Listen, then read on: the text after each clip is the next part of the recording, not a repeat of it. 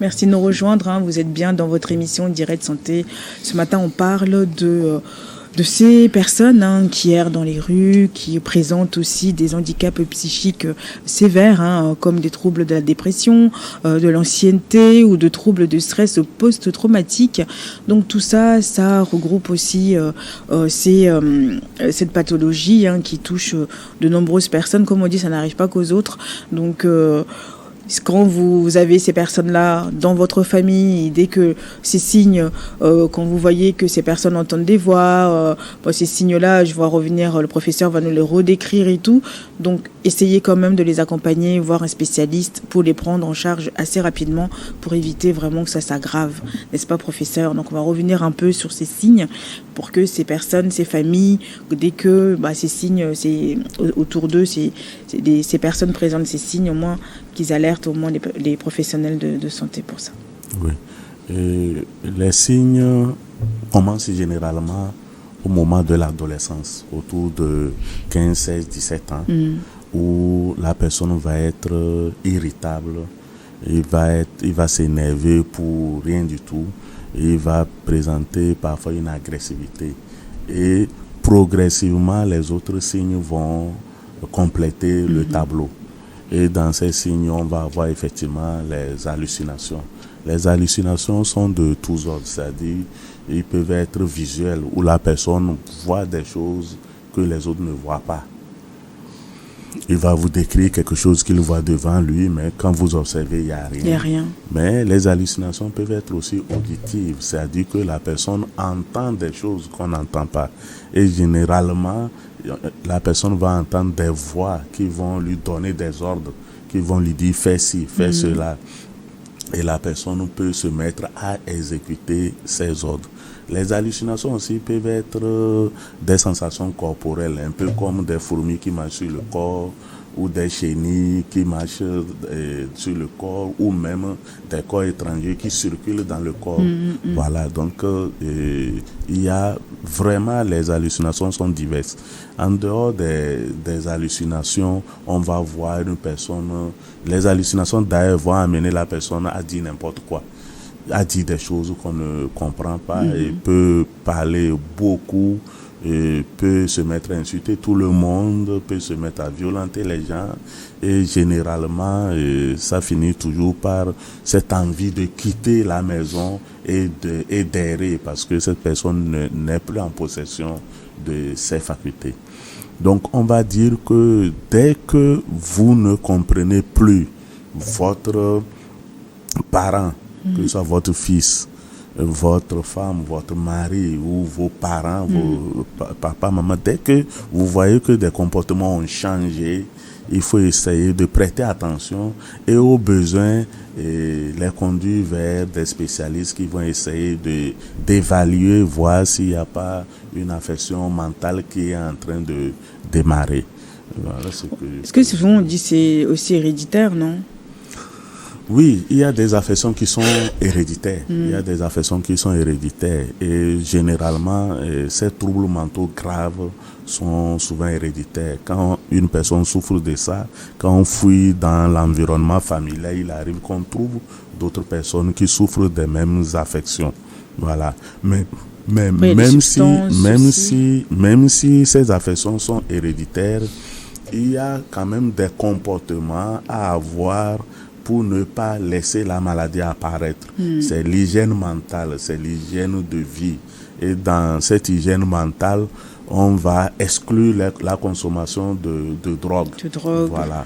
Parce que ces consommations de drogue vont être un peu comme l'engrais qui va fertiliser le terrain pour que la maladie éclore. Voilà. Donc c'est important aussi de sensibiliser les gens sur les méfaits de l'usage de drogue. De drogue, alcool, drogue, tout ça. Il faut vraiment faire très attention, Madame Aradi. Et après, vous, sur le terrain, c'est vous qui gérez tout le reste, puisque quand on quitte la maison, quand ces personnes quittent la maison, et puis comme on voit sur les images, ça c'est votre équipe là, non, sur le terrain. Donc quand vous les récupérez comme ça, après vous faites quoi? Vous les emmenez vers les spécialistes? Comment ça se passe après, l'autre étape? Donc pour les récupérer déjà, après avoir fait toute la procédure de recherche de famille, etc., nous arrivons sur le terrain, nous essayons de mettre en place une douche de fortune pour les nettoyer avant de les convoyer vers le centre de prise en charge. Donc nous sommes en partenariat avec plusieurs centres, notamment l'hôpital psychiatrique de Zébé et d'autres centres tels que Saint-Jean-de-Dieu, Paul-Louis-René, qui sont des centres de santé mentale qui accueille également ces personnes. Donc en fonction du cas, par rapport à la présence de la famille ou non, nous voyons vers quel centre les convoyer. Voilà. Donc une fois arrivés au centre, ils sont pris en charge pendant la durée qu'il faut. Donc là, les médecins et l'équipe médicale fait ce qu'il y a lieu de faire. Et nous, derrière, pendant cette période, nous continuons pas à faire un travail avec la famille, en expliquant un peu la situation à la famille, en faisant en sorte que la famille soit impliquée. Parce que c'est très important pour la réinsertion par la suite. Nous discutons avec la famille, nous essayons de leur expliquer la situation, la maladie de la personne, essayer de les sensibiliser contre la stigmatisation et voir de quelle manière la personne va retourner dans la famille par la suite. Et ce que la famille peut faire pour les accompagner. Donc, c'est un peu ce que nous faisons. À la fin du traitement à l'hôpital, lorsque les médecins nous diront bien, lorsque l'hôpital nous dira, mais la personne est prête à sortir, nous essayons de voir, nous allons chercher cette personne-là avec un membre de sa famille. Est-ce que ces personnes-là, excuse-moi de vous couper, on va revenir là-dessus, mais ces personnes-là reconnaissent leur famille? Est-ce qu'elles sont encore conscientes Oui, certaines, vraiment. En tout cas, la majeure partie des personnes que nous avons eu à accompagner reconnaissent leur famille.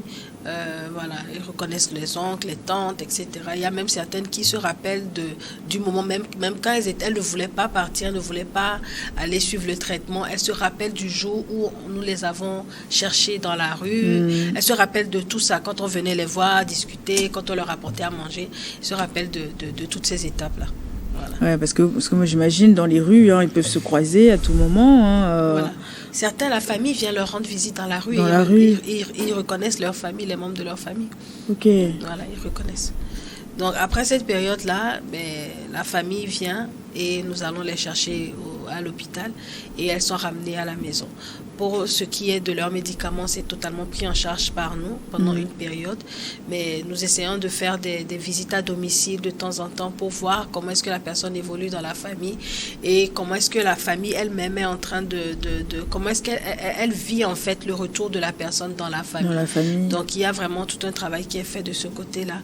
Et au fur et à mesure, on voit, lorsque la personne commence à vraiment être bien intégrée, ce que la personne peut faire au sein de la famille, si c'est juste une activité qu'elle peut faire aussi, il faut renforcer. Peut-être qu'il y a la maman, je donne un exemple, la maman qui peut-être vend quelque chose, s'il faut renforcer les activités en fait de la maman pour que la fille, par exemple, puisse aider sa mère dans l'activité, on essaie de le faire. Si la personne elle-même, elle peut faire une activité ou elle peut suivre une formation, nous essayons de voir comment l'accompagner de ce côté-là pour que par la suite, elle puisse être assez autonome et que la famille puisse continuer en ce qui concerne l'achat des médicaments. Mais est-ce que ça devient... Enfin, ces personnes-là redeviennent elles-mêmes après ou par la suite, ça dérape encore, professeur? Avant de répondre à ça, je vais dire qu'elle a dit quelque chose de très important. Même quand les patients sont dans la rue, par moment, ils ont eu des moments de lucidité. Okay. Il y a des moments de lucidité où ils se rappellent de tout. Ils savent même, ils sont conscients même de leur état. Et en ce moment, ils ont besoin de l'aide. Donc, si c'est en ce moment que les aidants arrivent, ça marche souvent bien, très bien. Donc, pour votre question, vous disiez...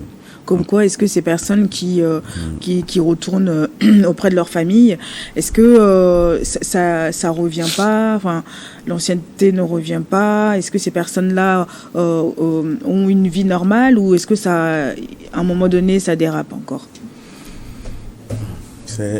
Votre question est importante parce que ça implique beaucoup de choses. Ça va permettre peut-être à la famille de mieux comprendre.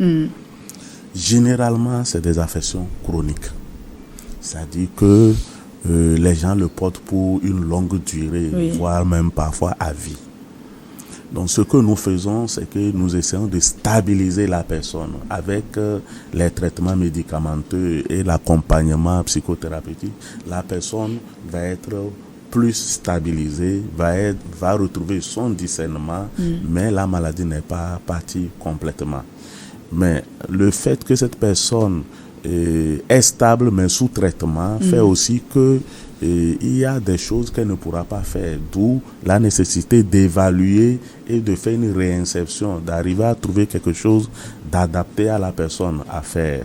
Ça peut être les activités qui ne vont pas vraiment nécessiter un effort intellectuel, et puis ça peut être des petites activités qui vont générer des moyens permettant à ce qu'on puisse s'occuper. Voilà. Ce que je vais dire, c'est que faudrait que la famille aussi comprenne généralement, comme le dit un savant, si vous demandez à un poisson de grimper à un arbre, le poisson va se trouver stupide. Donc, c'est important de reconnaître que cette personne n'a plus les mêmes potentiels qu'avant et d'accepter cette personne comme elle est et de l'accompagner dans ce qu'elle peut faire. Du mieux que possible. Exactement. Parce que ces traitements-là aussi que vous donnez à ces patients, après ça devient une dépendance totale, puisque bon, sans les médicaments, ça veut dire qu'ils sont pas la crise, ils font des crises et tout ça, donc ça veut dire que c'est un peu comme si c'est de la drogue un peu, non? Non, ce n'est pas de la drogue, loin de là. Et puis nos médicaments ne donnent pas de dépendance, hein. C'est une vue de l'esprit, ne donne pas de dépendance. Ce n'est pas parce que la personne prend un traitement à vie que le traitement rend dépendant. C'est parce que la maladie est une maladie chronique. C'est ça qui fait que la personne doit prendre son traitement tout le temps. Voilà. Maintenant, il y a quand même des inconvénients au traitement. Les gens vont dire que quand ils prennent ça, ils dorment trop, ils ne se réveillent pas à temps, ça les fait manger beaucoup, ils grossissent et ainsi de suite. Ce qu'on dit souvent, c'est que on évalue. Quand la personne n'est pas soignée, quelles sont les conséquences? Maintenant, si la personne est soignée, quelles sont aussi les conséquences? Et on pèse le pour et le contre. Est-ce qu'on est plus gagnant à le mettre sous traitement ou pas? Si oui, on met la personne sous traitement. Vous imaginez une personne qui souffre d'une maladie qui l'amène à commettre des meurtres. Est-ce qu'il faut dire que parce qu'en prenant le traitement, la personne va grossir, qu'il ne faut pas mettre le traitement? Est-ce que c'est mieux de laisser cette personne continuer par commettre des meurtres? Non, surtout Donc, pas. voilà, on évalue, on évalue le bénéfice et le risque et on décide de mettre les gens sous traitement. Mais nos traitements ne rendent pas dépendants. De nos jours, on a quand même des nouvelles générations de médicaments qui ne font pas grossir et qui n'ont pas les effets secondaires que les premières générations ont. Mais seulement c'est le coût. Ces médicaments sont extrêmement chers et on n'en trouve pas encore dans nos milieux.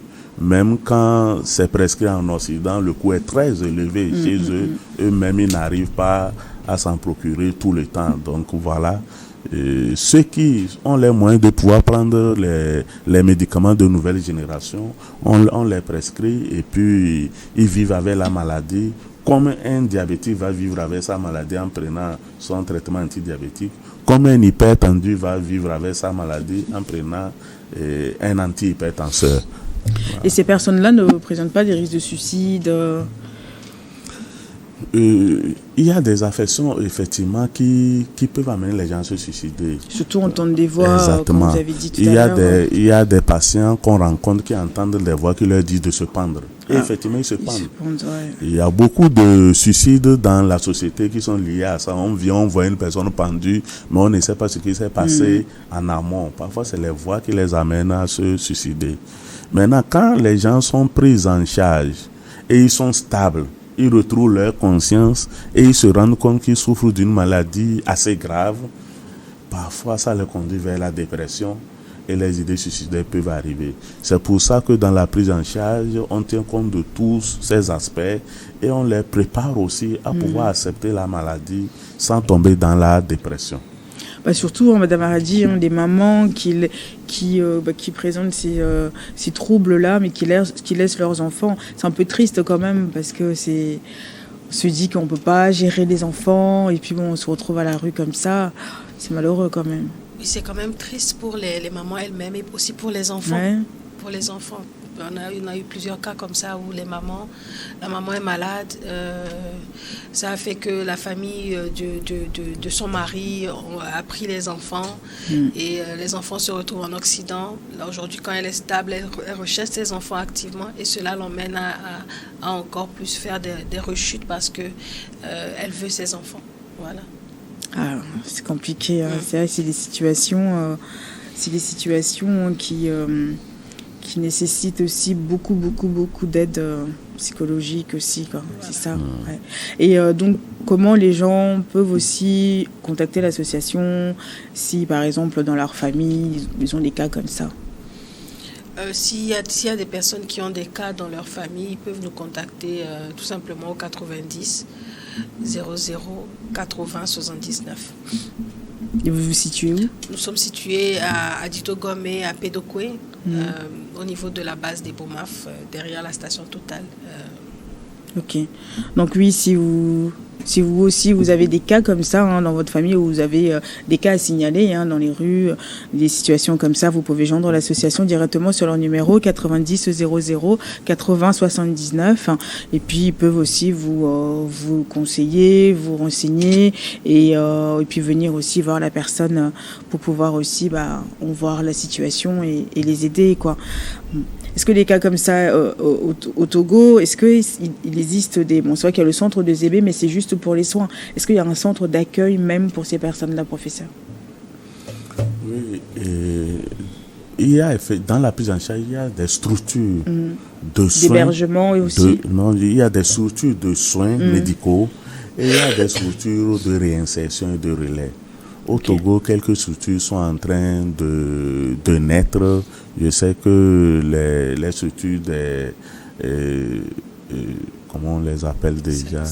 Les 5 amis. Les 5 amis, ils sont à Zoti, ils sont à Kbalimé, ils sont beaucoup plus dans la réinsertion, dans l'accueil et la réinsertion. Voilà. Mais je pense que ce n'est pas suffisant. Le souhait, c'est qu'il y ait davantage de structures. Ouais. Parce que nous avons assez de patients et la réinsertion, souvent, prend beaucoup de temps et nécessite beaucoup de moyens.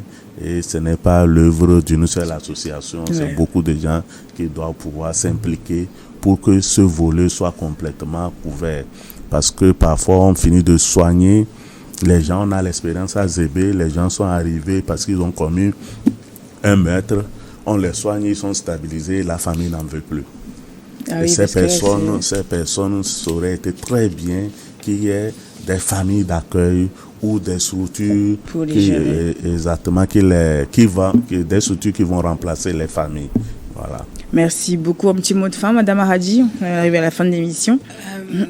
Vraiment, il faut que les gens prennent soin d'eux, que chaque personne puisse prendre soin d'elle-même et que nous soyons vraiment avisés pour pouvoir reconnaître les signes auprès de notre entourage afin que le maximum de personnes puissent être en bonne santé mentale et ne finissent pas par rentrer dans la maladie mentale ou par finir dans la rue. Voilà. Merci beaucoup, professeur. Merci énormément. Merci d'être venu. On fera une deuxième partie d'émission pour mieux comprendre aussi la santé mentale des deux côtés, la science et autres, n'est-ce pas? Oui. Vous êtes là, de toute façon. Mon mot de fin. Non. Votre mot de fin pour la population, dites-nous. Oui. Je dirais que souffrir d'une maladie mentale, ce n'est pas une fatalité.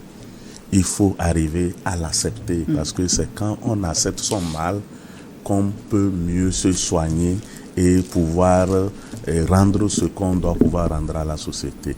Merci. Merci à vous. Grand merci à notre partenaire Voltic. Merci aussi à Messie et à Stéphane à la régie. Et puis un grand merci à vous tous qui nous suivez tous les jours dans cette émission Direct Santé. On se retrouve demain. Prenez soin de vous.